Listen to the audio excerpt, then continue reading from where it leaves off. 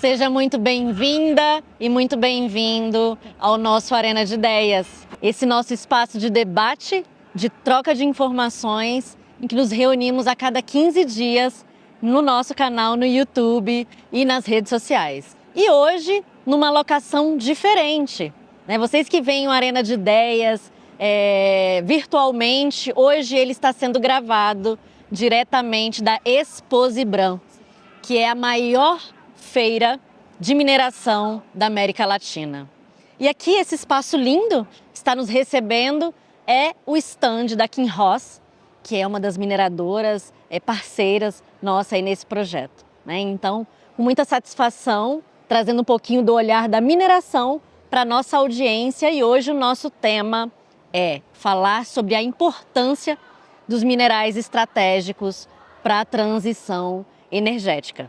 E aí a gente vai começar, obviamente, aqui apresentando, né? Antes de apresentar os meus convidados, me apresentar. Eu sou Liliane Pinheiro, sou CEO da Oficina e recebo hoje aqui dois convidados ilustres e especiais que aceitaram o nosso convite para traduzir um pouco, né, para a nossa sociedade o que é esse futuro da mineração. E aí, apresentando aqui para vocês, aqui ao meu ladinho, o Mauro Henrique Moreira Souza, que ele é diretor-geral da ANM, e o nosso parceiro do IBRAM, Rinaldo Mancin, diretor de Relações Institucionais do IBRAM. Quero agradecer de antemão a presença de vocês e dizer que essa feira está maravilhosa, né? E obviamente com a participação da ANM, toda a organização do IBRAM. Eu nunca vi um evento tão significativo em termos de gente e de quantidade de expositores nesse setor, né? Então, parabenizar vocês aí pela realização, né? Introduzindo um pouquinho, né, sobre a nossa agenda e a nossa audiência, para entender um pouquinho do que a gente está falando. Quando a gente está falando de mineral estratégico, a gente está falando do quê? Primeiro, parabenizar pelo trabalho, Mauro Souza, diretor-geral da Agência Nacional de Mineração. É uma honra estar aqui, agradeço o convite. E, primeiramente, eu gostaria de fazer um breve reconhecimento à iniciativa do podcast, que busca traduzir e ter uma linguagem mais palatável, digamos assim, né, para a sociedade. Acho que nós nos enclausuramos, às vezes, em determinadas formas de comunicação que não atingem um público mais amplo. Então, é bem interessante. E quando você fala minerais estratégicos, nós temos várias formas de apelidá-los, digamos assim. Podemos usar críticos, podemos usar estratégicos. Cada país tem a sua pauta do que considera estratégico. Nós podemos falar de situações em que um determinado país não tem certas substâncias minerais e isso passa a ser crucial para a economia. E temos países como nós temos dentro de uma tábua, digamos assim, de minerais críticos, que você pode falar de cobalto, nióbio, níquel, ouro, terras raras. Nós temos em abundância, os temos descobrindo, mas às vezes falta o processamento para a gente, e aí ele pode se tornar crítico ou não. Para os países que não detêm, ele é crítico, ele pode ser crucial para o desenvolvimento da sua sociedade, para atender aquelas necessidades todas, e ele pode ser apenas um fornecedor como nós somos atualmente.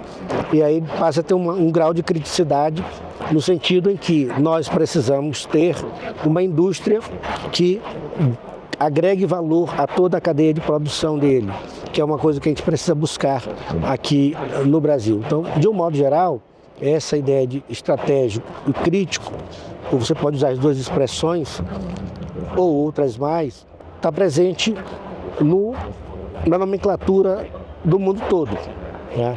E com a sua escala, dependendo de quão dependente é, de quão aquele país pode produzir, pode fornecer. Em linhas gerais, seria a ideia de críticos no sentido tanto da produção, também quanto a sua aplicação. Se tem minerais, por exemplo, nós aqui no Brasil temos uma agroindústria muito pujante, e temos a necessidade de importar agrominerais como potássio e fosfato. São minérios que nós não produzimos na quantidade que nós precisamos aqui. Então, para a gente, ele tem um grau de criticidade. Tá? E podemos produzir terras raras, são elementos de terras raras que se aplicam a várias possibilidades, inclusive na indústria aeroespacial. Mas não detemos, por exemplo, o processamento desses minerais. Por enquanto, vamos ser apenas fornecedores até que a gente desenvolva uma indústria que agregue valor em toda a cadeia. Muito interessante. Eu acho que nisso, né, Mancin, o IBRAM tem um papel muito importante que é de articular esse setor, né, e trazer esse tema, e eu tenho percebido bastante, né, que o setor tem discutido de forma muito estratégica a importância desses minerais, porque se entende que é o futuro da mineração, né? Qual é a agenda hoje política pautando essa discussão para isso que, né, é crítico ou estratégico a depender de como a gente endereça essa demanda internamente? Obrigado, Liliane, pelo convite, prazer estar aqui com vocês, né? Veja, a agenda maior disso chama mudanças do clima, né? O mundo tomou uma decisão há alguns anos, né, as conferências, né, de clima, e tudo que a gente está conectando aqui tem a ver com mudanças do clima, né? Combustíveis fósseis chegam ao limite, temos que reduzir emissões, né? Veja todo esse contexto aí de aquecimento global, né? Essa é a grande emergência comunitária, a emergência climática, né? Por que minerais críticos, minerais estratégicos são importantes, né? Porque a gente move para uma nova indústria sem petróleo. O que vai substituir o petróleo? Energia limpa e renovável. Independente de qual seja ela vai depender de minerais, né? Não existem painéis fotovoltaicos que não demandem minério. Não existem aerogeradores, né, aquela grande turbina que não demande minério, né? O que faz um aerogerador funcionar é um campo magnético que tem lá dentro, funciona com pouco atrito, que ele é feito a partir de um conjunto de minerais chamado terras raras, né? Então o drive é esse. Se a gente um dia for caminhar para a energia nuclear, o drive é esse, né? No urânio, minerais nucleares, né? Transportando para o dia a dia de todo mundo. Todo mundo quer um carro elétrico hoje, todo mundo quer um carro lindo, maravilhoso, que não polua. Do que ele é feito? De minérios, 100% de minérios, né? A bateria de um carro elétrico é feita de minérios, né? E aí, Liliane, que a gente encontra os limites, né? Resultado disso, tudo que nós mineramos até hoje no mundo, para dar conta da nova demanda de energia limpa e renovável, a gente tem que multiplicar por 3, né? Vamos conseguir atender, né? A sociedade vai permitir que novas operações de mineração sejam abertas? Esse é um ponto que nos reúne aqui em torno da Expo IBRAM, do Congresso Brasileiro de Mineração, né? Trazendo aqui para a realidade brasileira. Todo mundo tem orgulho da matriz energética brasileira, uma matriz limpa, baseada em fontes renováveis. 80% da matriz, né, é baseada em hidrelétricas. Nenhuma hidrelétrica vai ser licenciada mais no Brasil. Nenhuma. Por quê? Porque os potenciais hidrelétricos estão na Amazônia. Não vai ser possível licenciar nunca mais uma hidrelétrica, a não ser que a nossa política ambiental mude, né? Como que nós vamos dar conta de suprir energia no mundo? Aqui no nosso caso do Brasil, né? Equipamentos fotovoltaicos, aerogeradores, né? Gás natural já não é uma energia 100% limpa, é de origem fóssil, né? Então, Liliane, está colocado o grande debate, né? O mundo quer energia limpa e renovável, legal, nós vamos ter que minerar. Estamos preparados para isso, né? E eu acho que esse desafio, né, do desenho do futuro, né, essa transição energética, ela precisa ficar muito clara para a população, né? Porque querendo ou não, tudo gira em torno da política pública. E no centro da política pública tem o cidadão brasileiro, né? Então, o Congresso Nacional, o Executivo, né, nos estados e nos municípios, esse tema eu imagino que esteja sendo pautado amplamente, né? Porque eu acho que o objetivo agora é, primeiro, da forma como vocês estão apresentando aqui, o que são as possibilidades, quais são os desafios e como é que a política pública, a opinião pública e a sociedade pode se engajar nesse tema, né? E aí, uma perguntinha sobre isso, né? Qual é o papel das empresas e das instituições organizadas, seja a agência, seja o IBRAM, né? Em trazer esse tema e impulsionar esse tema, né? Qual que é o papel? É o quê? É puxar o cidadão? É explicar à população? É desenhar política pública? É regular? É ajudar nos novos normativos legais, né? Então, qual que é a pauta hoje, por exemplo, da ANM? Olha, em 2009 eu trabalhava no Ministério de Minas e Energia e lá se lança anualmente um plano decenal de expansão do setor elétrico. E naquela oportunidade foram colocadas previsões de 4 unidades nucleares no Brasil. Hoje nós temos 2 em funcionamento e estamos construindo a 3ª unidade, que é o complexo Almirante Álvaro Alberto, no Rio de Janeiro, em Angra dos Reis. Angra. Uhum. E começou um furor em torno disso, porque colocamos 4 possibilidades nos próximos 10 anos. E eu tive a oportunidade de participar de um painel no Rio de Janeiro sobre a questão do planejamento energético e eu fiz uma alegoria para provocar a audiência, porque hoje as 2 unidades que estão funcionando são em Angra dos Reis, que para quem conhece é considerado um paraíso, né? E aí eu brinquei dizendo que 2 já estavam decididas. Uma seria em Porto de Galinhas e uma outra seria nos Lençóis Maranhenses. O que eu quis dizer com isso? É que a nossa incapacidade de interlocução, de comunicação, ela não legitima determinadas políticas. Então, quando a gente faz só no ambiente técnico um planejamento que ele não ausculta, ele não ouve a população, ele não traduz bem isso, a gente está fadado a não concretizar esses planejamentos. Então, o que está acontecendo hoje, talvez a população ouça diuturnamente transição energética. O que significa isso? O que a mineração tem a ver com transição energética? O que é eletromobilidade, por exemplo? Por que o empresariado, até da área de tecnologia, como é o caso da Tesla, tem com essa questão, os veículos elétricos, eletromobilidade. Mas nós temos hoje espalhados por aí inúmeros minerais que são fundamentais para essa tal da transição. Economia verde, baixo carbono, tudo isso está contingenciando um fluxo de mobilização mental, mobilização política, mobilização intelectual para reconfigurar o nosso modo de vida, atendendo a esses reclamos da questão ambiental, das mudanças climáticas, e a gente tem que fazer esse enfrentamento. Tá?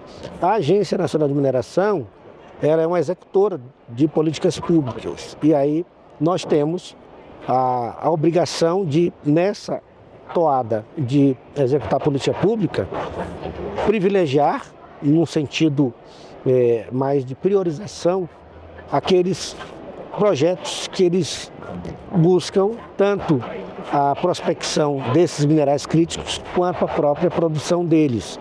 Então isso está dentro de um aparato de identificação do que são os grandes projetos estratégicos para o país. E aliás, a gente tem que sair um pouco do ambiente só do país, a gente tem que falar de mundo, porque nós somos aquele país para quem os outros estão vendo.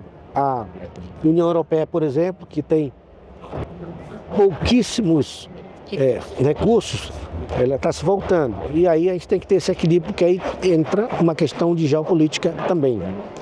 De como a gente se posiciona, como a gente negocia, e aí a gente tem que ter esse conhecimento do nosso potencial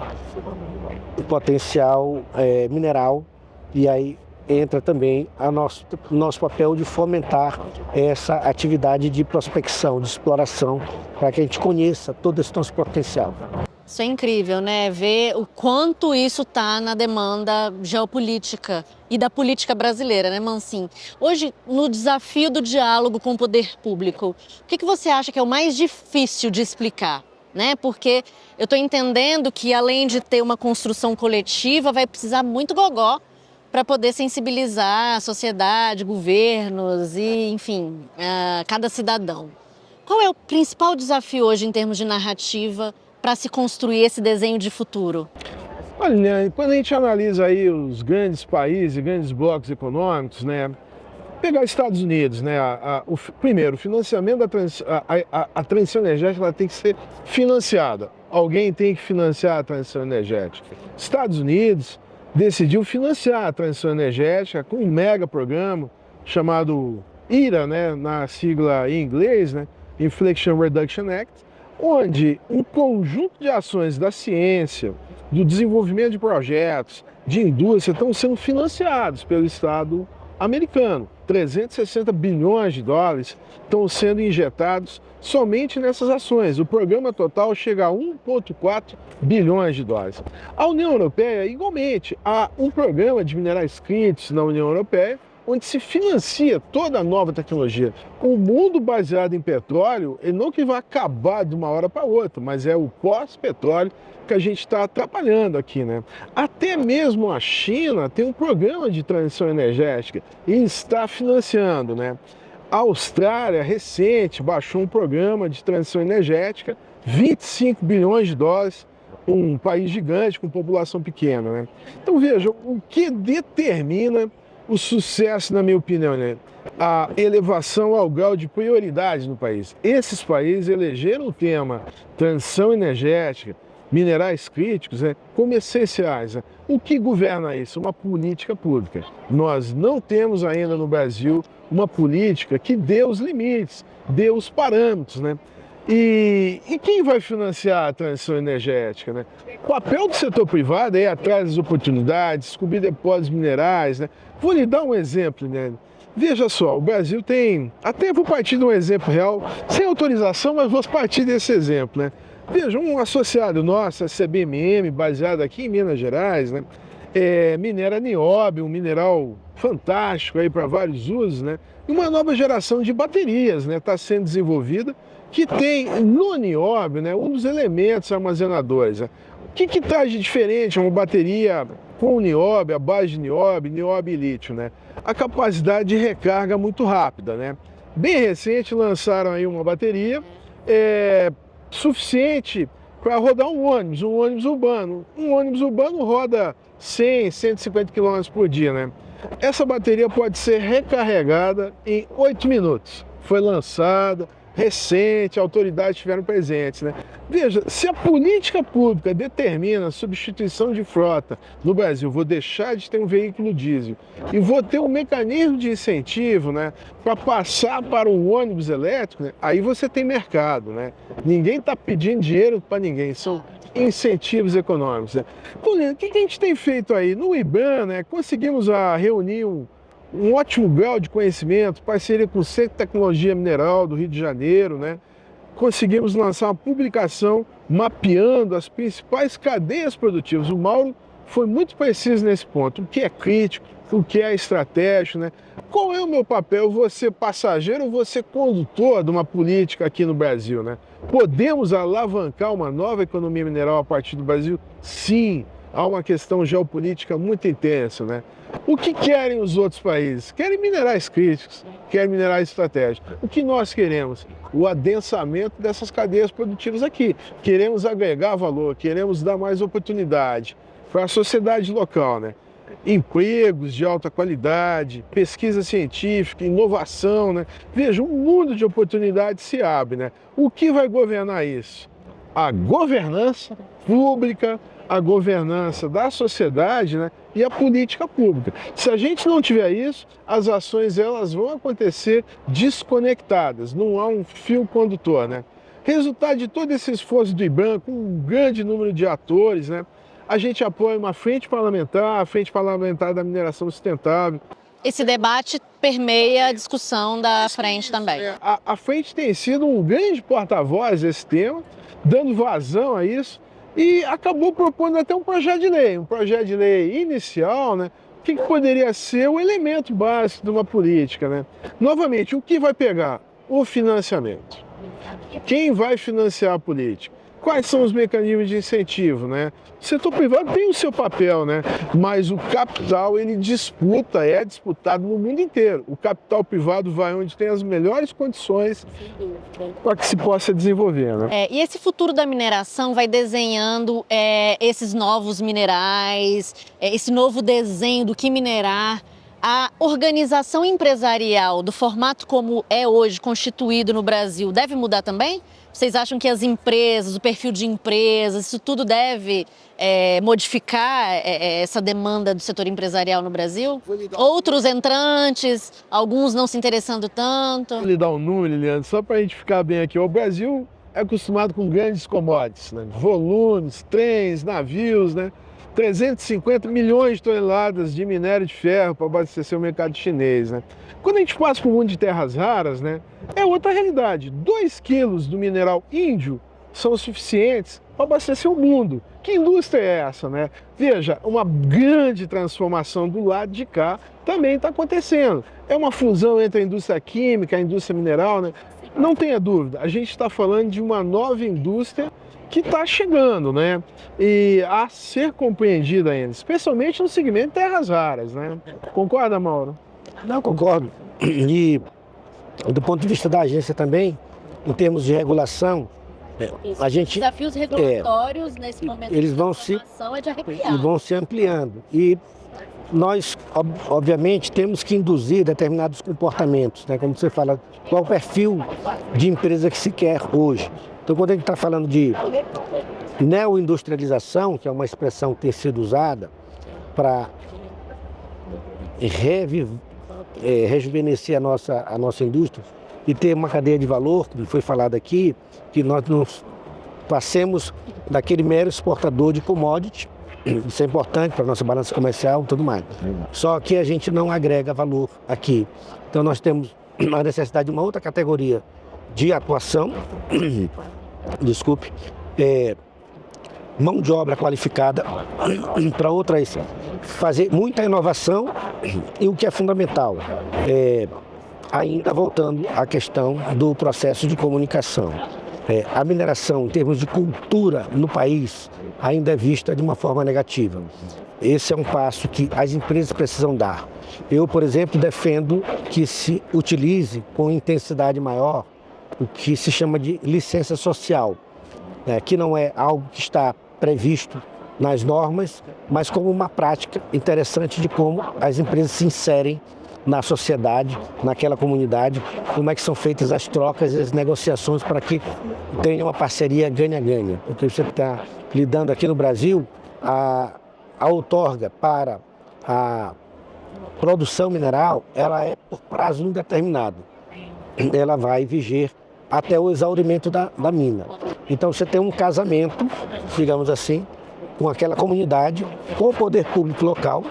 Por isso, a ideia de se ter uma transparência nos royalties, de como ele é percebido e de como ele é distribuído, como ele é aplicado em cada localidade, isso faz parte de um ecossistema muito mais amplo que não é só a empresa, né? Então, uma instituição como o IBRAM também tem esse propósito, esse perfil de agregar essas empresas e fazer com que elas também tenham esse outro olhar, um olhar mais condizente com as reivindicações que a sociedade tem hoje.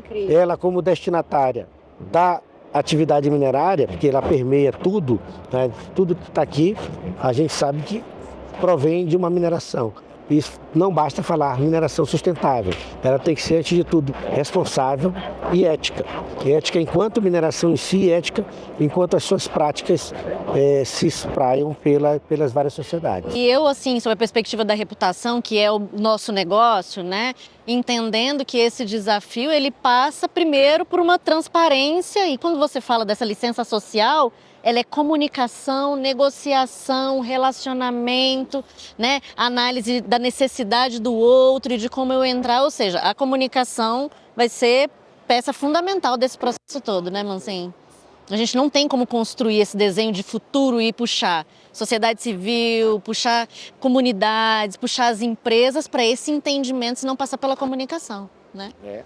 Então, acho que esse desafio da comunicação, e eu acho que esse espaço de discussão tem essa intenção, né? A nossa audiência, ela não é especialista, né, nesse tema. Então, o objetivo foi esse Arena, poder contar um pouquinho aí para vocês dessa discussão que está na página dos jornais, está hoje nesse evento com milhares de pessoas, né, em Minas Gerais, está na pauta dos principais executivos aí das grandes empresas, de todas as indústrias, e a nossa intenção é poder trazer aqui de uma forma mais literal do que se tratam os minerais estratégicos ou os minerais críticos e o impacto que isso vai trazer aí para o futuro da indústria, né, nessa transição energética. Eu quero agradecer aqui os nossos parceiros que trouxeram aqui de uma forma muito simples, foi ótimo esse bate-papo. Mancinha, alguma palavra final? Uma alegria estar promovendo o maior evento de Minas Gerais, a Exposibran.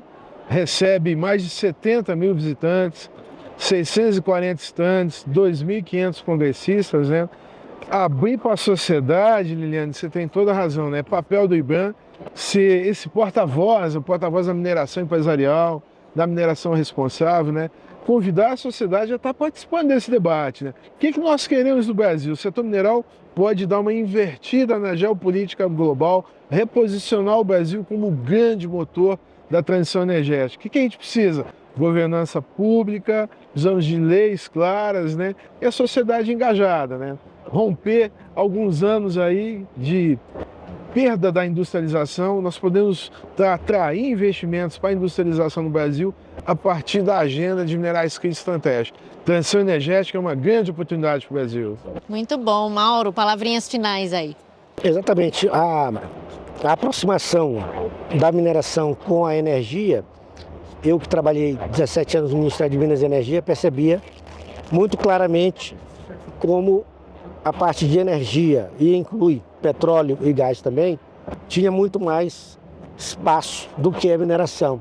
Então hoje nós estamos numa nova discussão, uma ordem internacional até, sobre essa transição energética com a necessidade de uma mineração mais robusta e, portanto, também com mais responsabilidade, e que eu acho que é fundamental o papel que vocês desempenham na comunicação. Vou sempre bater nessa tecla. Se nós não conseguirmos nos comunicar e dizer dessa importância, fazer com que a sociedade entenda que existe esse papel fundamental, que é o que provê a sua qualidade de vida e é proporcionado pela mineração responsável e ética, como eu falei, a gente não consegue caminhar, porque isso é uma conjunção de esforços. O Mancinho falou, temos que ter uma política clara, dar os rumos, o norte para onde a gente vai, e aí a gente vai atrelando a isso os grandes stakeholders, todos aqueles que operam no setor. E a gente, como órgão regulador, fazendo essa regulação, a fiscalização da atividade, mas sem perder de vista que isso é fundamental para o desenvolvimento econômico e social do país. Essa que é a mineração que a gente quer e que a gente busca e que é, ao final, o que o mundo precisa. E para isso tudo, obviamente, né, o poder da comunicação, como a gente vem trazendo, a gente vai precisar conversar, a gente vai precisar contar sobre esse desenho de futuro e vai precisar chamar a sociedade para poder entender do que a gente está falando, né, e trazer todo esse debate público sobre esse futuro. E aí eu quero agradecer a você pela audiência no nosso Arena de Ideias, diretamente aqui de Belo Horizonte, no stand da Kinross, né, que é uma das mineradoras aqui que presenteiam toda essa estrutura com um stand maravilhoso. E agradeço a sua audiência e fique de olho aí na nossa próxima edição do Arena de Ideias. Até a próxima! Estamos em constante evolução. Um mundo repleto de transformações que impactam pessoas, organizações e meio ambiente. Nosso país também passa por profundas mudanças. As pautas urgentes da sociedade precisarão ser aceleradas pelos setores público e privado para a promoção da transformação social e do desenvolvimento sustentável. Nunca foi tão importante conectar o poder público às empresas, às pessoas e o planeta de forma genuína. Por isso, evoluímos nosso modelo de negócios para sermos a parceira estratégica para criar reputação e relacionamento com histórias e causas que transformam o país. Estamos preparados para os desafios do novo Brasil, com um time integrado de consultores e especialistas, metodologias proprietárias e conhecimento singular em comunicação estratégica e nos 3 poderes. acreditamos que o futuro se cria a partir de conversas, conexões e da construção de confiança. Oficina. Reputação para transformar.